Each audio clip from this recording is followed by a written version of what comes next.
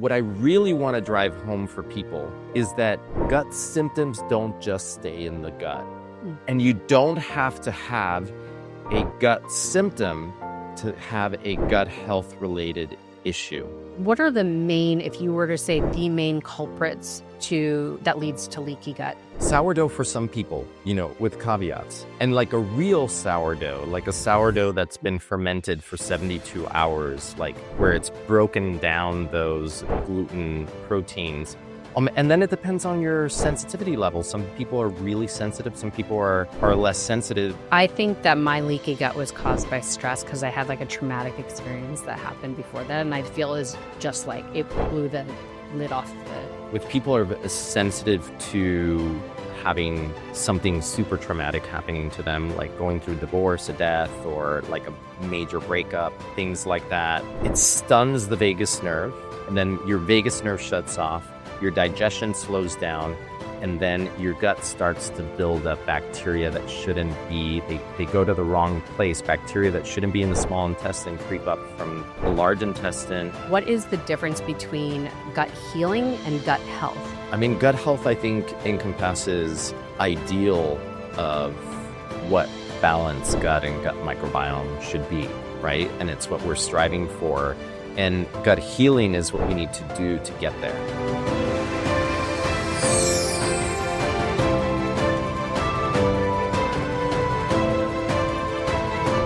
Dr. Vincent Pedre, welcome back to Passion on Pursuit podcast. I was looking back at when I recorded with you and it was in 2020. So back during COVID, that period virtually. Okay. Yeah. So it's been a hot moment, but yeah, you were definitely, I started the podcast in 2019. So you were, I think, within the first year. So yeah, welcome back. It's awesome. Thanks I'm so happy to be back. Like, wow, I can't believe that. Like when you reached out, I was like, oh, that must have done that like 2 years ago. Oh, wow. That's crazy. 5 years. Just go by that.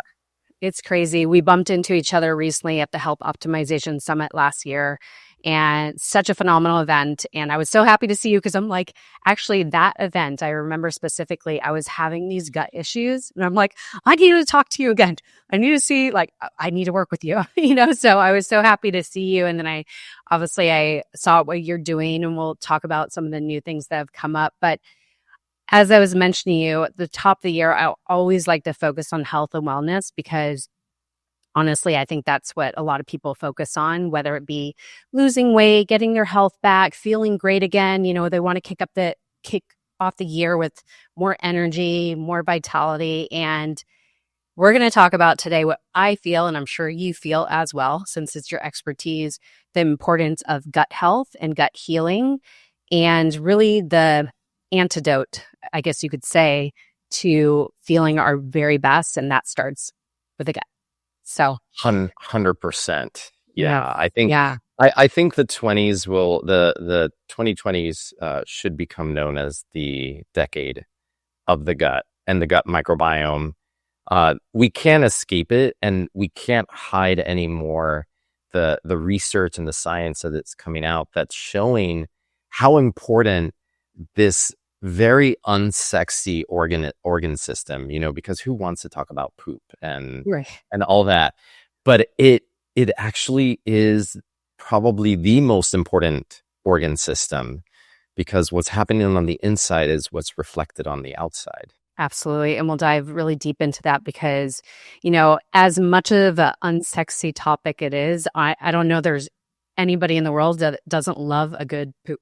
Let's just be honest, that relief, to eliminate those things that obviously you're not supposed to carry with you through day after day after day. But so many people struggle in this area, and some people are so unaware that they're struggling in this area. And that's what I want to kind of reveal in this interview of how to tell that there's something going on, especially inflammation that is causing a host of issues.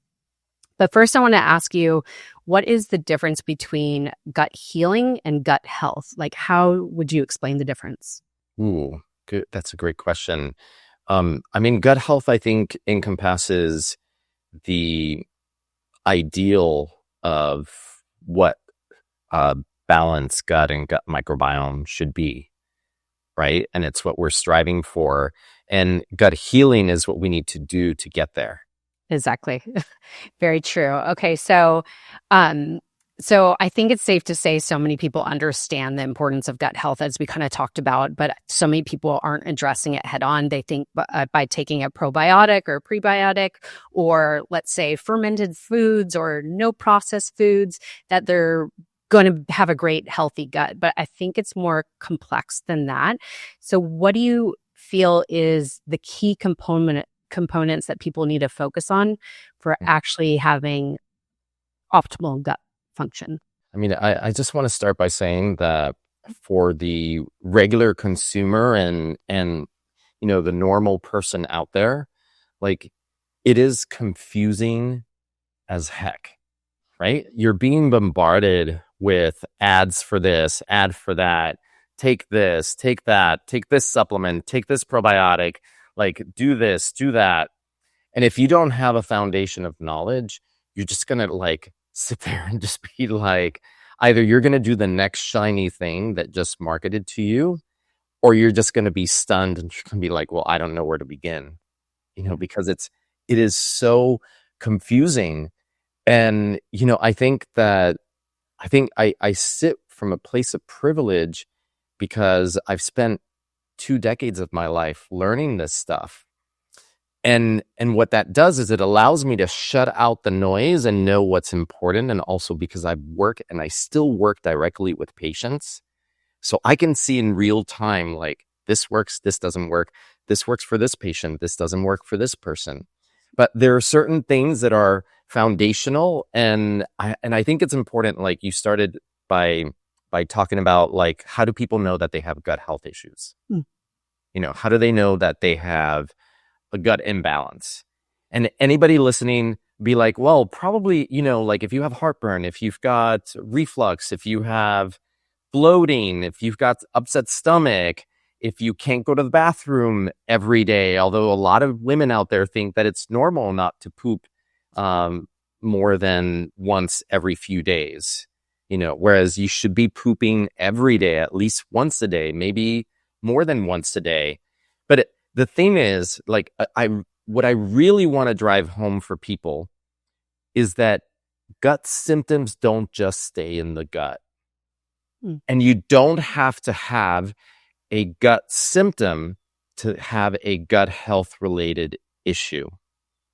So you could have a completely quiet digestive system and yet have parasites, have leaky gut, have inflammation that's causing brain fog, that's causing allergies, that's causing sinus congestion, chronic infections, that's causing asthma, that's causing your skin to break out, that's making you feel low in energy, fatigued, that's triggering autoimmune disease in your body. So when I start talking about that, like, really almost any symptom could be connected to the gut. Yeah. And that's why the gut is a foundation for everything. Everything. You're going to hear other people out there in the biohacking space talking about the importance of muscle, like building muscle. Well, you can't build muscle if your gut is messed up. Because if you can't absorb those nutrients, if you're not making enough stomach acid to break down that protein, and we have people out there telling women to eat a gram of protein for every pound of body weight. So if you weigh 125 pounds, you should be eating 125 grams of protein. But if you can't break down that protein is going to get fermented by your gut microbiome and you're going to be all bloated. So in the end, really, the foundation is the gut. So you need it. You need it for everything. Yeah, and I'll kind of touch on that because as you're explaining, if you can't break down the food properly, I know when I went through a gut healing protocol that I've shared on this podcast before, I had the reason why, this was like 2 years ago, I think, I had a flare up of my scalp psoriasis. And, sometimes it's worse than other times, like winter, it's usually worse, but I had a really bad flare up. And so initially I'm like, okay, got to go to the gut. And so I did functional testing. I had leaky gut. I had dysbiosis. I had high histamines. I wasn't absorbing certain nutrients, as you're mentioning.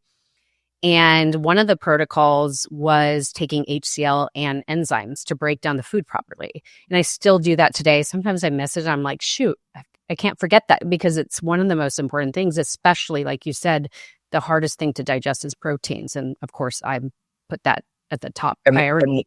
And this is where people we need so much education around this, because this is where people get it wrong, because they get heartburn.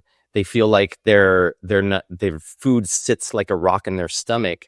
But instead of reaching for what the solution is, the thing that can really assist you, which is enzymes, instead they're reaching for antacids, they're reaching for PPIs, they're reaching for Gas X, like they're reaching for the Band-Aid remedies. Yeah. They don't understand that enzymes are not just the Band-Aid, they're actually a solution, because they're helping your body do what it needs to do. But by doing that, then you're getting the amino acids that your body needs to make enzymes, that your body needs to build tissue, that your body needs to create neurotransmitters. So like, if people could only understand that so many things in health come down to our ability to break down protein. And so many people out there are taking PPIs, antacids, and then they're suffering from depression, anxiety. They've got low energy. I've had so many patients that, and usually, especially women, not to generalize, but usually women will tend to eat less protein. Like they won't balance the macros. And I can't tell you how many patients feel better just by increasing their protein intake. And at the same time, like, I do thorough evaluation. If I find that their stomach acid is low, I'm going to give them enzymes along with the increased protein, and their energy bumps up. Yep. Just by doing that. Yep. Yeah, I mean, that's why I wanted to highlight that, because I still do that today. Because I realize, again, like, if your hormones are off, or your thyroid, or you can't, maybe fertility and all these things, like, there's certain nutrients that you're lacking, and it could be mitigated by just being able to break down your food properly, and of course consuming the right foods, most importantly. That's the other big one, because I do a lot of testing for omega-3 levels. But I do what's the equivalent of kind of like a hemoglobin A1C. So hemoglobin A1C is an average of how your blood sugar has been over 90 days. So I use a test that averages omega-3 levels in red blood cell membrane. So we're kind of getting a retrospective average of how omega-3s, because if you check it in the blood after someone ate an omega-3 rich meal, it's going to be higher. And then if you check it another day, it's going to be lower. So this way, it's a really good way to figure out, like, what are the body stores for omega-3s. And now I've been doing this test mainly since 2024. And I can tell you that at least half of the test, people are not just borderline deficient, they are really deficient. If they're not getting the right sources, and especially someone who is vegetarian, vegan, a lot of times they're not getting enough of good sources of omega-3s. It's hard. It's really hard to get, the body from even vegetarian sources of linoleic and linolenic acids like flax and chia and avocado, all those things. The body can only convert about 5% of that to EPA and DHA. So if you're not getting that from animal sources, you may actually be deficient. And then that's going to affect things like hormone production, because we need the omega-3s as foundational elements to create hormones, to create steroid hormones. So like you start filtering in, like, it's not just gut health. It's like you mentioned, like the micronutrients. And if you are deficient in these things, you're basically starting the game of life with a handicap. You're basically giving yourself a handicap, because if your body is deficient in micronutrients, if your body has leaky gut and it's carrying around a dysbiosis or parasites and it's low in omega-3s, your body can't heal. It just can't heal. You'll feel stuck. Inflammation and yeah, absolutely. And of course, that just a host of symptoms will come from that. Gosh, there's so much to unpack. So omega-3s, I guess, since you're mentioning that, I think that's a good one to start with. Why is omega-3 so important when it comes to gut health? And would you say, besides, let's say we're not getting in our foods, let's say we're not able to have the wild salmon as much as we should, or the chia seeds, the flax and whatnot, should we be then supplementing so that we're getting enough? I do a lot of pre and post tests, and I figured out that it's very hard. You know, a lot of people, they just don't want to eat a lot of wild salmon or sardines. They're just not something that they love. And if they don't, then the only way that we can get those omega-3 levels to that optimal range is going to be with an EPA DHA omega-3 fish oil supplement. You know, we can also do it with, you know, someone's like either fish allergic or they're strict vegetarian. We can do it with like an algae omega. The problem is you're going to have to take a ton of pills because they're not that concentrated. So to get to that 2 gram, even 4 gram mark that I try to get my patients to, so that we can in 3 months take them from deficient to optimal, it's impossible to do without that. And the reason you want your omega-3s to be optimal is because once your cell membranes are saturated with omega-3s, they actually pull from those omega-3s to make things like steroid hormones, for example, but also to control internal inflammatory signaling inside the cell. So, you know, what you're seeing is the macro, like when you're seeing it's headaches, fatigue, brain fog, all of that is happening at the bigger layer, the macro layer, because of what's happening down all the way to your cellular level. So we got to start by fixing the cells, and then we fix the bigger picture. And of course, with the gut, like omega-3s help with a lot of things. Even just getting omega-3s in the diet help with constipation. It's kind of like I like to tell my patients, like sometimes I'll put patients on a tablespoon of olive oil a day. This is something, by the way, I was in Greece this summer, and I walked into this olive oil store, and the woman there was Greek, and she was telling me that her father has a tablespoon of olive oil every day, and he's super healthy. But I tell patients that just think of it, it's kind of like adding oil to your car. Yeah. Like your engine needs lubrication. Without it, it's not going to be able to operate properly. And the gut, sometimes if you're really constipated, could be that you're missing an essential fatty acids, and they're not going to make you fat. Fat is not going to make you fat, and especially essential fatty acids like omega-3s. Because let me tell you, there are still people out there who think that if they have more fat, it's going to make them fat. That's not what makes people fat. Yeah. And that's another subject in itself. But okay, so talking about inflammation is obviously the root of all disease. And if you have leaky gut, you have inflammation basically going on. And so I want people to really understand, we don't have to go deep into what is leaky gut. I've talked about that on many interviews. So of course, please check that on other interviews. But as far as addressing leaky gut, first of all, is knowing, do I have leaky gut? I know for myself, I did a functional test. I just kind of need to know things. I could assume I have it and then just give me the protocol, but I like proof. So I was able to see everything, what is going on, and then specific targeted protocol to address everything that was going on. But what does somebody do? Okay, I'm having all these symptoms you're mentioning. So what's like the first steps? I mean, really first, what I like to do is make sure that we're removing any obstacles to healing. So first, like really dialing in the lifestyle habits. If there's too much sugar in the diet, reducing sugar. If they're drinking soda or even diet soda, like taking those things out of the diet or start to wean them off.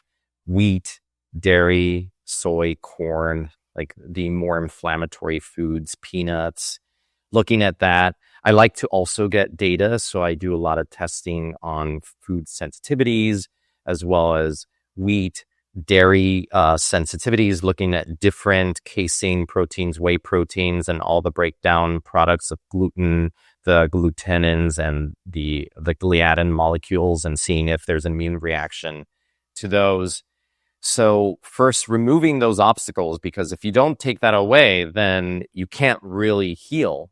Yeah. And then the next thing is, well, how do we start to create an environment that favors healing and favors like improving gut permeability in a way that, allows you to absorb nutrients properly?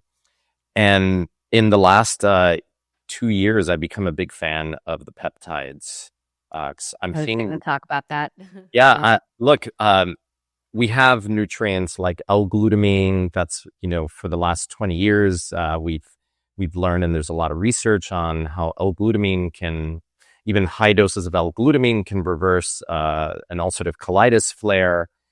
But honestly, the peptides are like 10 times more powerful than L-glutamine. And what I'm seeing in terms of patients being able to tolerate foods that they could not eat for years, or even tolerate foods that in the past would affect their immune response and make them more prone to getting infections. Because that's one of the things that I see. I work with a lot of children.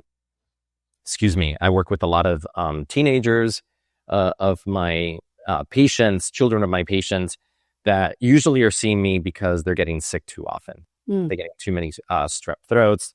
And a lot of times it comes down to sensitivities to dairy, to wheat. But what I've found is that now incorporating peptides, we're able to reintroduce foods that they couldn't eat, and they don't trigger an immune response. I've also used myself as a test on that. I put myself on BPC 157, and after a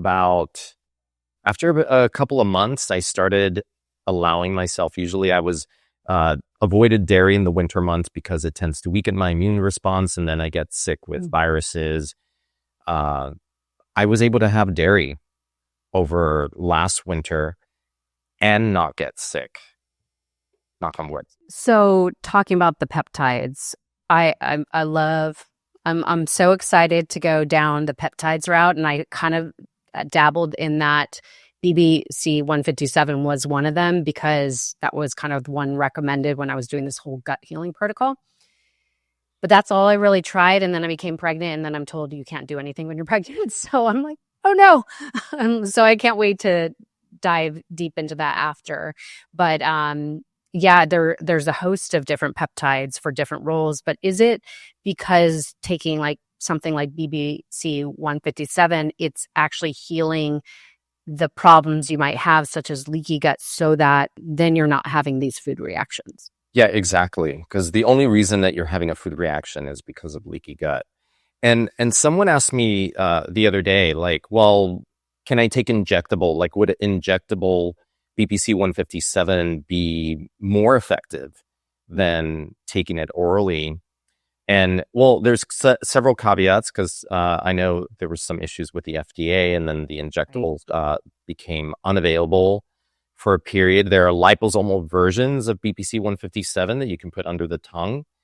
But the thing is that the injectable is good for local effect mostly. So if you're healing a tendonitis in your arm, you're going to inject sub-Q BPC 157 here. If you're healing the gut lining, you need the BPC there at the gut lining. So the best way to do it is orally. Because someone was asking me, can I take it as an injection? I'm like, well, it's not going to be effective for your gut. We need it to be delivered at the site of action.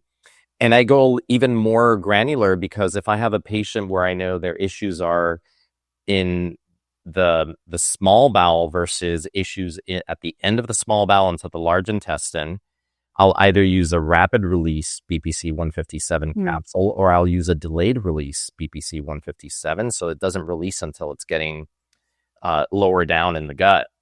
Wow. So there's a lot of, strategy, because you can go out there and buy, GI repair supplements, BPC 157. I did that one. But it's always good to have a quarterback or a captain that's done it with many people and can just make sure that you're doing everything the right way. Because the one thing that I notice when people are healing their gut, and I'm curious if you kind of dealt with this yourself, is that it never happens fast enough.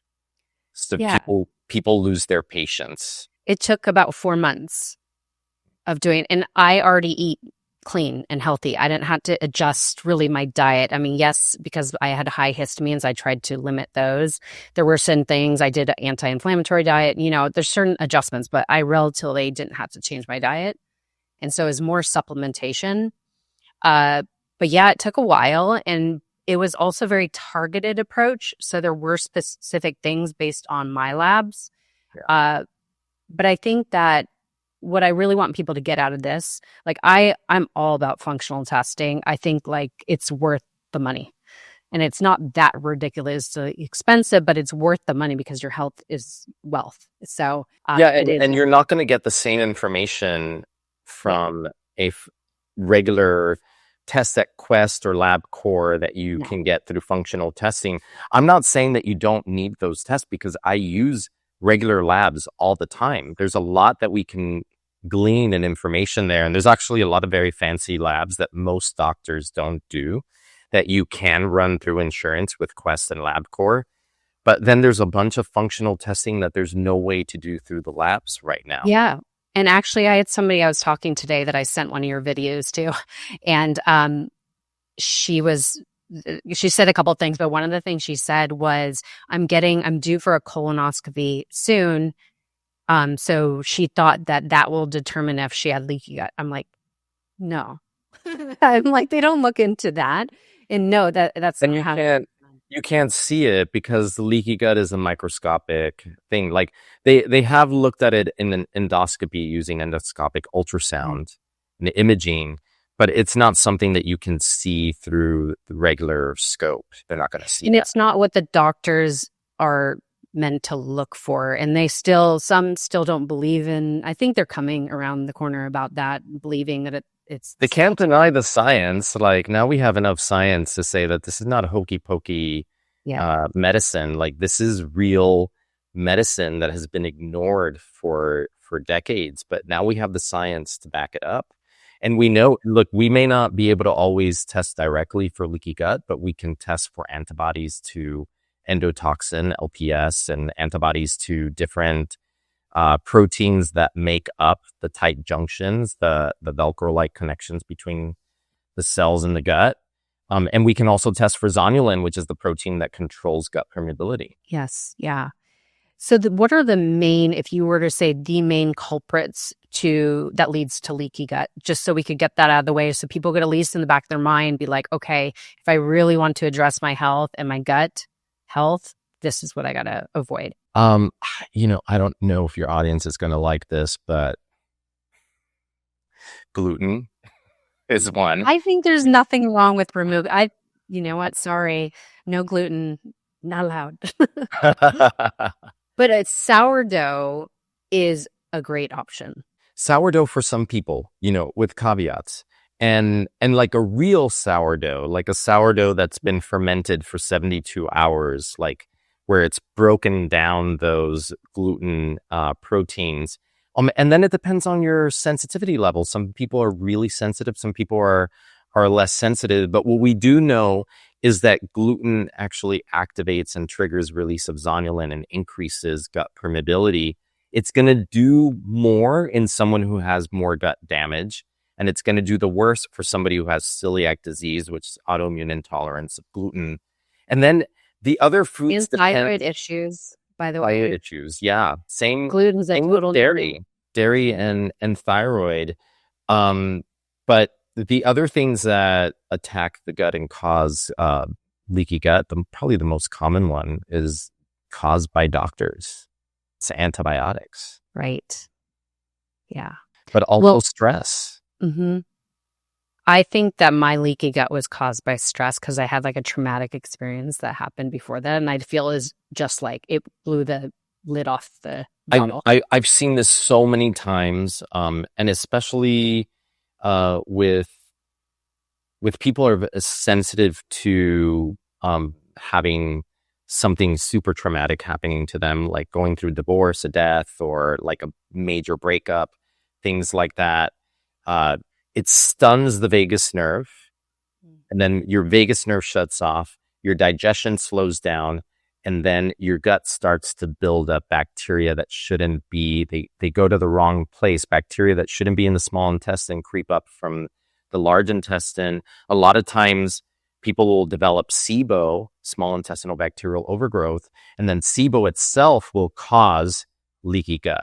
They kind of go hand in hand, correct? They kind of go hand in hand. Like, we also know that from studies that within 24 hours of an antibiotic dose, the tight junctions that connect the cells, the gut lining, start to loosen up even after one dose of an antibiotic. So anytime someone's going on an antibiotic, like, and I'm sure most doctors out there are not thinking this. Like, the first thing I think is like, I'm rescuing the person because they needed an antibiotic, but at the same time, I'm causing damage that could lead to long-term problems if it's not addressed.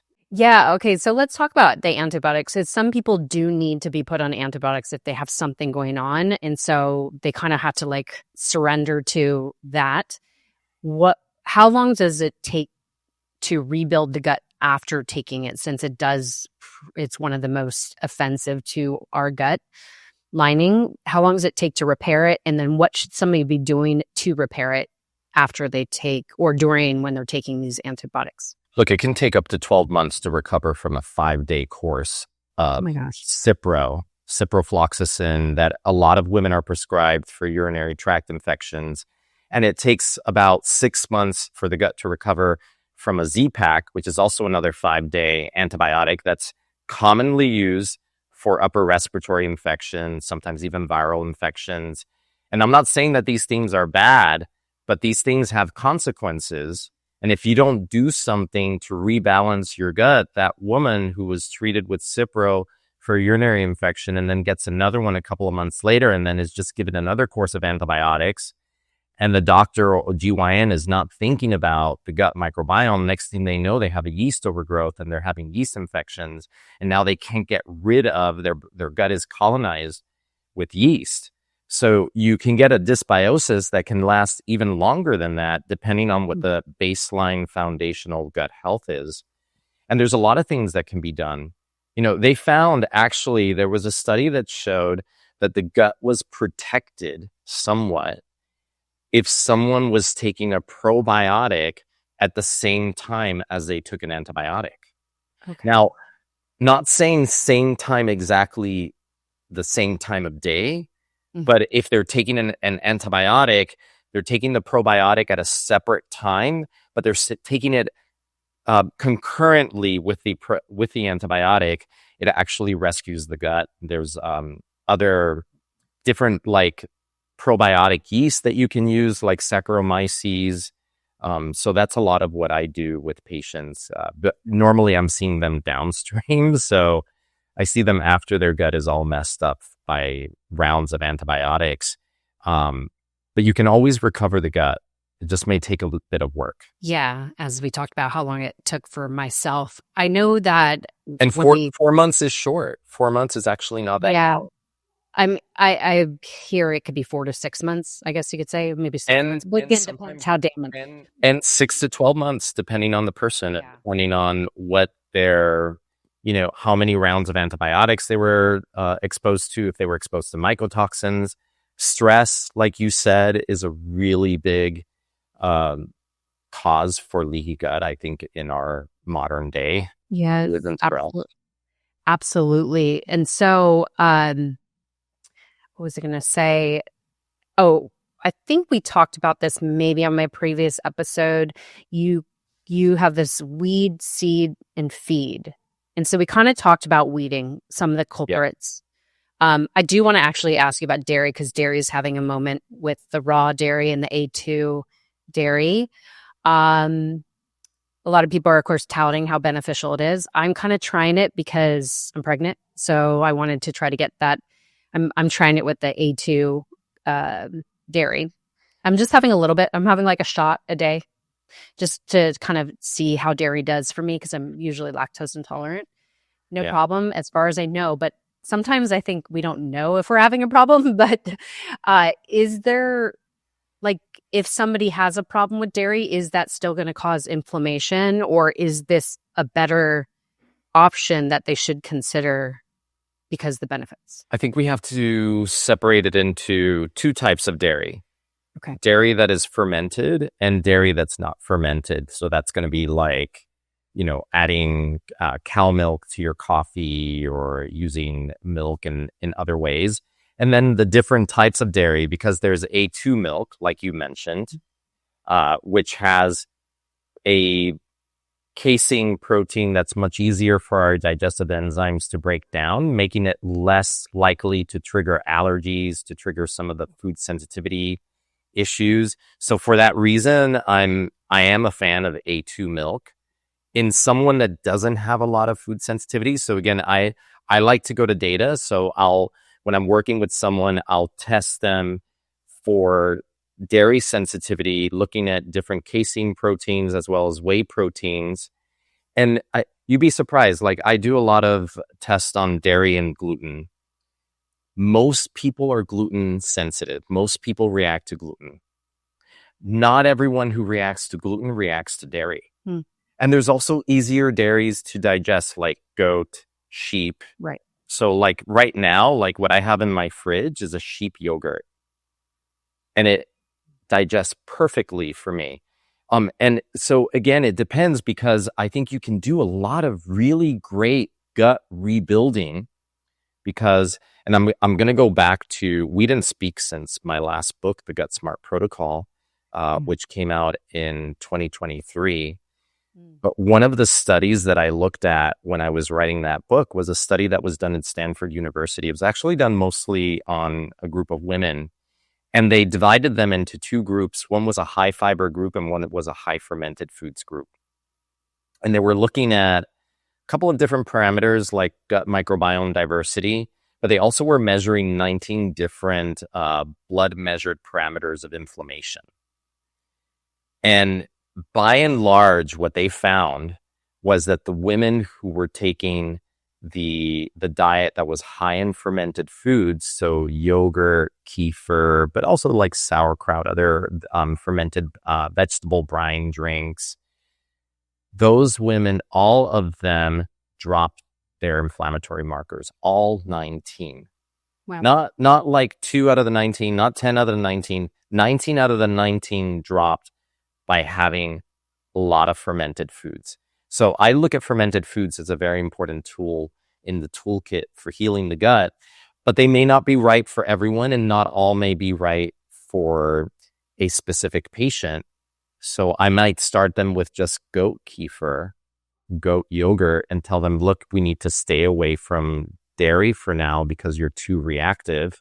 Or if they're not that reactive, then I say goat, sheep, and A2 milk yogurt, or even using organic A2 milk and making your own homemade kefir, because you're going to get such high counts of probiotic bacteria in there that's going to be a really good way to seed the gut, right? So it's going to help rebuild that gut microbiome. But the reason that we're doing it, the reason is that those microbes are restoring the ecosystem. They're restoring the diversity.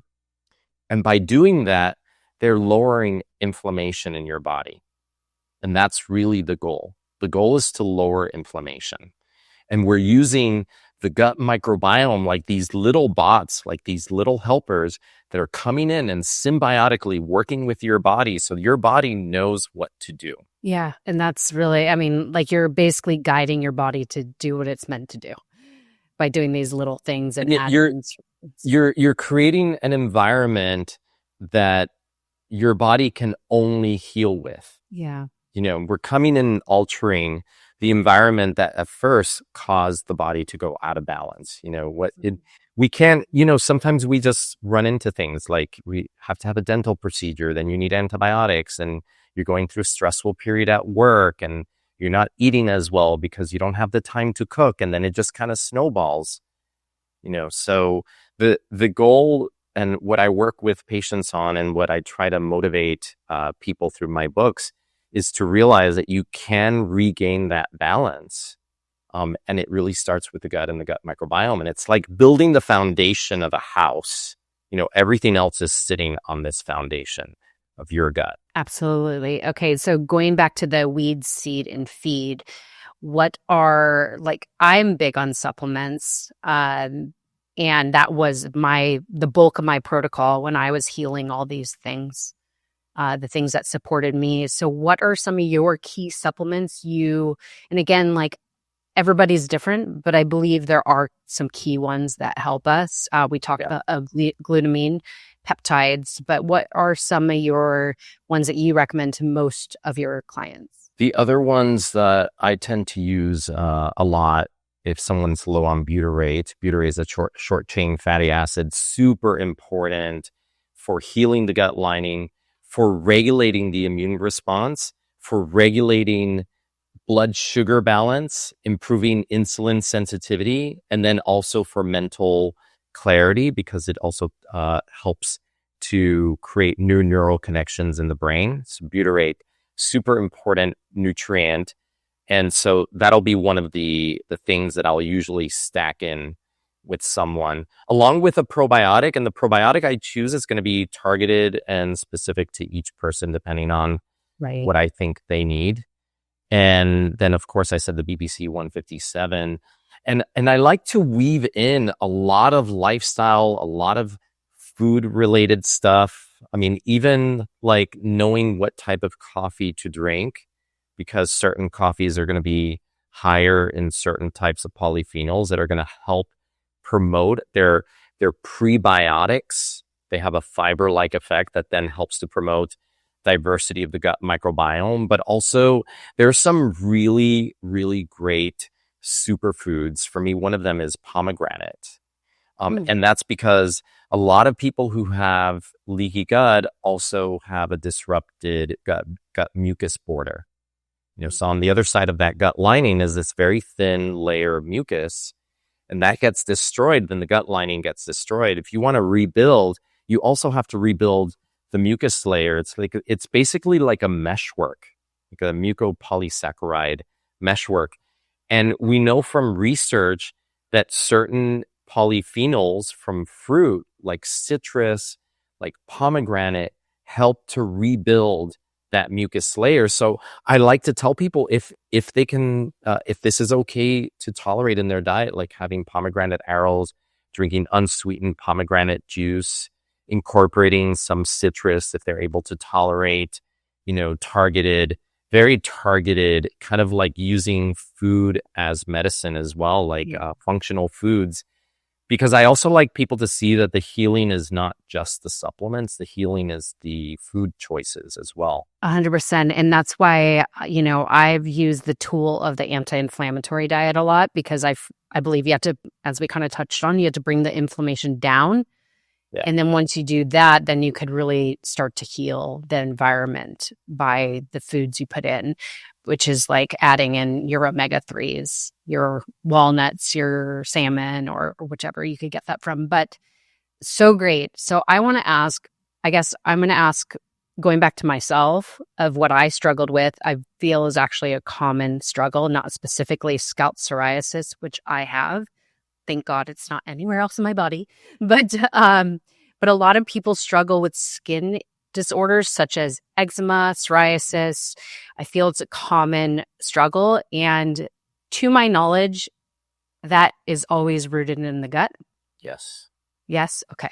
Yeah. So I have a question for you. Mine has flared up when I've been pregnant, like more. And so I'm like, oh gosh, I just addressed this before. And that was like the first approach to my fertility journey, was addressing my gut health, because I had inflammation. I had all these things going on. And I know that inflammation, obviously you cannot host a baby, you can't, the environment has to be right for a baby to grow.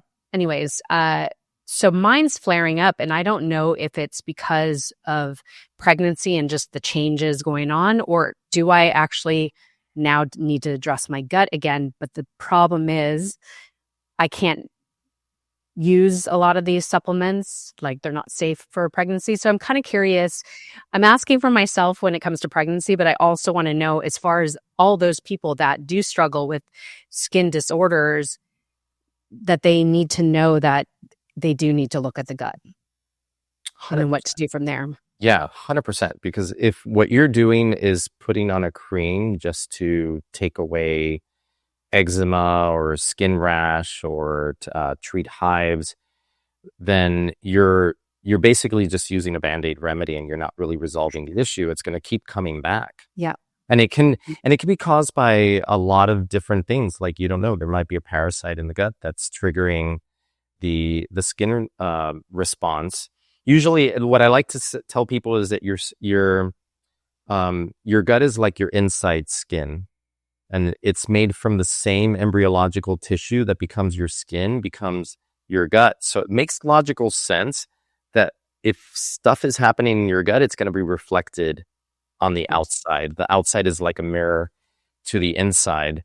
But to answer your question, like even with the psoriasis and being pregnant, the immediate things I think about are vitamin D levels, making sure that your vitamin D level is optimal, and also omega-3s, because the baby's going to be pulling your omega-3s, especially DHA. So even, checking to see what your omega-3 index is like, and then seeing if maybe you need extra omegas beyond what's recommended as maintenance during pregnancy. Maybe you need a boost of omegas, because that also affects what's happening on the skin. And then, of course, the gut. And there's controversy there whether you can take a probiotic or not while pregnant. But pregnant women eat yogurt, Yeah. I was taking, before becoming pregnant, to become pregnant, my omegas, I think, were like 1,200 or, something around that. And now I think I'm at 500. I'm trying to eat it with food, but I did drop that. And I think my vitamin D was dropped about 1,000 IUs. So I have dropped it just because I'm kind of doing just the recommended and prenatal and all that. But yeah, it's quite interesting. But that's good to know that maybe I could just amp that and see if that makes a difference. And you can easily test. I mean, that's the great thing, is that it can easily test to make sure that, using data to see if you're below the target with those things. And for anybody else, like, I had a patient that had eczema for years, let's say like for over a decade. She's like in her early 40s. We found that she was quite gluten sensitive, had been eating gluten. She was actually really interesting because she had been on a GLP-1 and was not losing weight anymore, even though the doctor kept prescribing the GLP-1. And she had been at a plateau for over 6 months and just nothing was budging. She just couldn't drop. And then she came to me and I said, well, we need to look at the gut.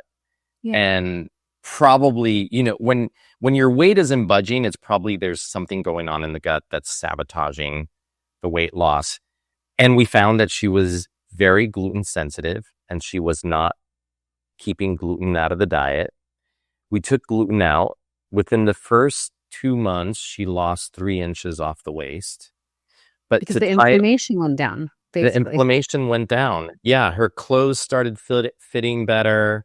I also was like, the doctor she was seeing was not emphasizing working out, like really getting to the gym. And so I really pushed her to do that, especially with the GLP-1. But then to get back to the eczema, she had lived with eczema for years. Yeah. The eczema disappeared at month 9 after quitting gluten. And that's how long. Wow. It took a while. Yeah. And that's like, you're talking about like gut healing took 4 months, but then, if you've had something for a decade, how can you even think that it's going to heal in 4 months? Yeah. It may take longer. And I see those cases and they just remind me that, wow, you just have to tell the person, just keep on going, like hold on. Because maybe it's going to be 9 months, but at those 9 months, the eczema is going to disappear and then it's not going to come back. Wow.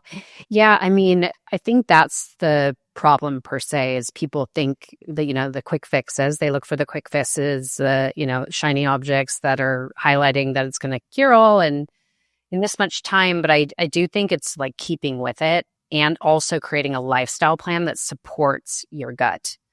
And I don't think we kind of touched on that yet, but we talked about like fermented foods and things like this. But like, what are other things to help support our gut health just going forward? I mean, we talked about gut healing, but gut health, just the staples that we should be focusing on going forward. I really focus on the micro habits that have macro effects on our health. So even just starting in the morning, like how you drink your coffee. Like, do you get a coffee to go and then you're drinking your coffee with microplastics that are shearing your mucus layer and causing leaky gut? Or do you make your coffee at home? And is it made with with a percolator that's got plastic parts? So again, the hot water is like leaching plastic that's going to destroy the gut microbiome.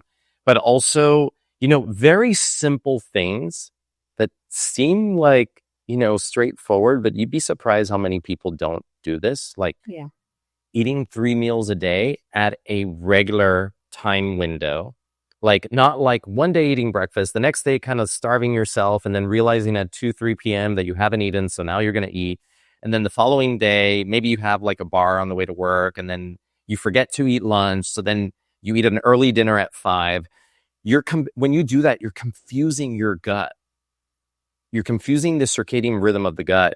So it really helps to have some level of regularity to when meals happen and not overeating at meals because you skip one meal. So then you eat too much at another meal. And sleep is super important for the gut. Super, super important. And of course, if your gut is upset, you're not going to sleep well. And if your gut is imbalanced, then you're also not going to sleep well. So it kind of all sort of like it works with, they work with each other. It's like chicken or the egg. You need both. Right. I was going to say, okay, we talked about coffee a little bit. So, of course, we had to bring up your brand, Happy Gut. I saw this when I was at the Health Optimization Summit, and I get all excited, because number one, I like my coffee, and also I like things that actually have like multiple benefits and removes the things that aren't beneficial.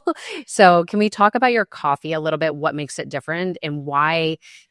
I think that people don't realize, like going to Starbucks or going to your Coffee Bean or whatever, you are possibly hurting your gut by having that coffee. So I want people to really understand the difference. Huge difference. And I think what people notice when they drink Happy Gut coffee is that suddenly when you go back and drink a Starbucks or you go back and drink a coffee when you're out, you're going to taste what you didn't taste before. You're going to realize what bad coffee tastes like because now you've had the healthiest cup of coffee you'll ever have. And the thing is, what's different about my coffee, not only that it's organic and that it's low acid because of the way that we prepare it, it has a very unique roasting process. We use an air roaster. So it's like the beans are getting roasted without ever coming into contact with the hot surface. Most roasting is like basically roasting beans on the stovetop. They're touching the hot surface, and that's releasing all sorts of compounds. Some of them are toxic and cancer causing. When you air roast, you're roasting the beans evenly from the outside to the inside. You get a very controlled roast, and we make a medium to dark roast that also lowers something called the chlorogenic acid. So chlorogenic acid is a polyphenol in coffee, but when you have too much of it, chlorogenic acid actually triggers release of acid in the stomach, is what gives people that upset stomach, that sour stomach feeling from coffee, especially if you're drinking like a blonde roast or a light roast. They tend to be much higher in chlorogenic acid. And as the roast gets darker, you get these things called melanoidins, which are polyphenols. They have fiber-like effects. They act as prebiotics in the gut. They help the gut microbiome make butyrate, which we were talking about, is super important. Postbiotic that I sometimes use as a supplement with patients. And we also know from a recent study, it was just released a couple of weeks ago, I think right before the holidays, showing that drinking coffee every day reduces all causes of death by 16% and cardiovascular death risk by 31%. So coffee makes a big difference. And the only thing I want to tell people is, drink healthy coffee, like know what's in your coffee bean. Yes. Yeah. And we'll, of course, have that in the show notes for people to directly get it. Happy Gut Coffee. I remember I tried it. I had a bag. I only bought one bag home, but obviously having this conversation, I'm like, yes, need this coffee.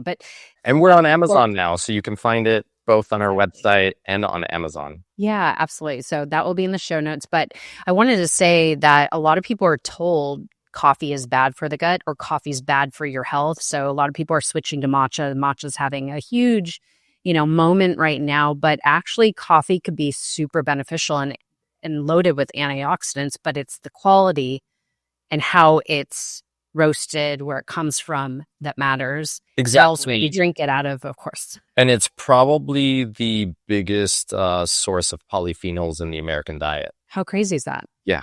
But we're told it's so bad. And so I just think, again, knowledge is power, because we have to inform ourselves with the right knowledge.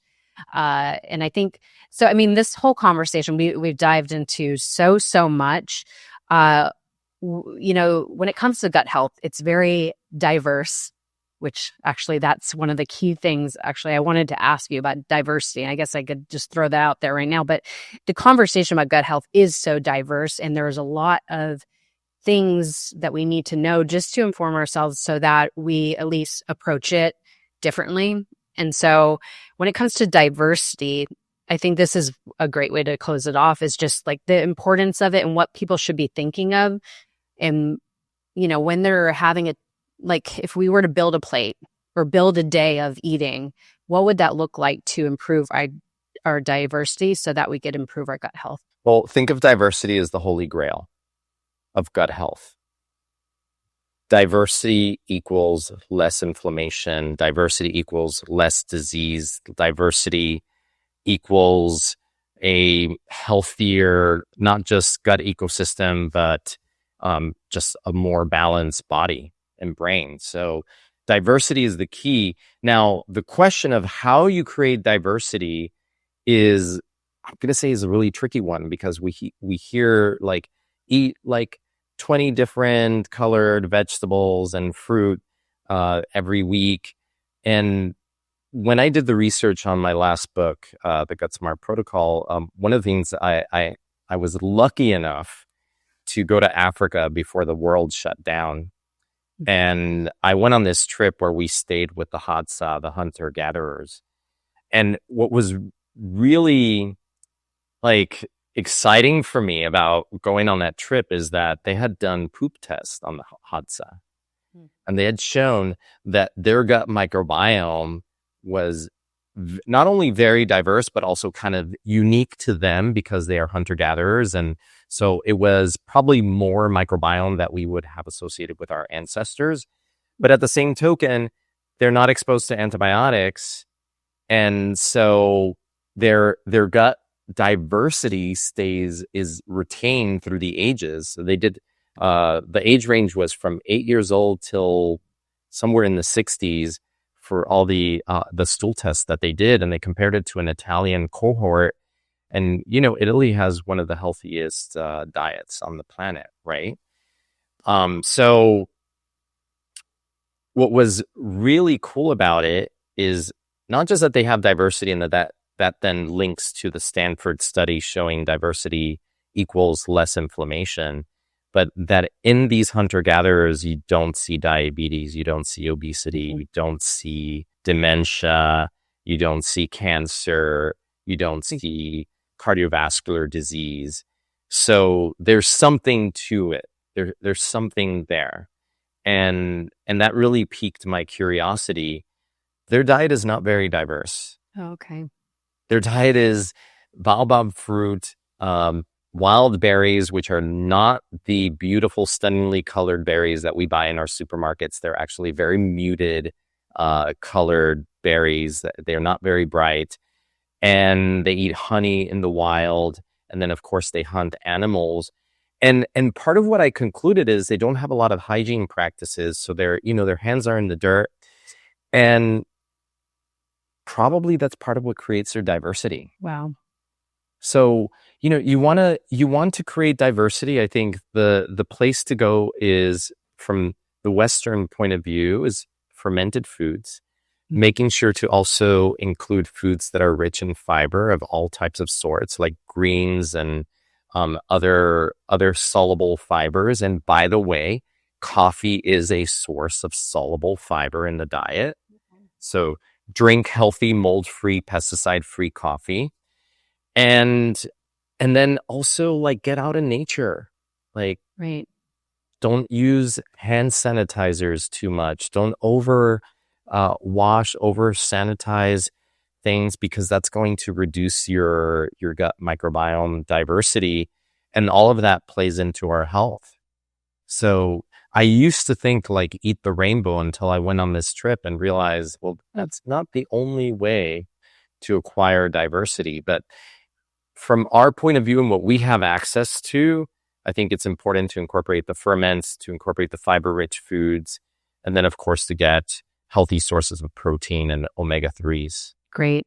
So great. Well, I think we'll just have to conclude there, because if I go any deeper, it's going to be a whole other conversation because there's so much to cover. But I just thank you for everything you shared. I think we covered a lot in this interview, and I'm just so excited for people to really take control of their health. And again, I believe that starts with the gut.